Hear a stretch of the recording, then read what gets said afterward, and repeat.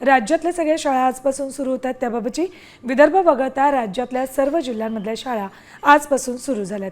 अनेक शाळांकडून विद्यार्थ्यांच्या स्वागतासाठी विविध उपक्रम राबवण्यात आलेत। शैक्षणिक संस्थांकडून शाळा प्रवेशोत्सव उपक्रमाचं आयोजन करण्यात आलंय। शाळेची गुणवत्ता आणि विद्यार्थी संख्या वाढवण्यासाठी राज्य शासन हा उपक्रम राबवतोय।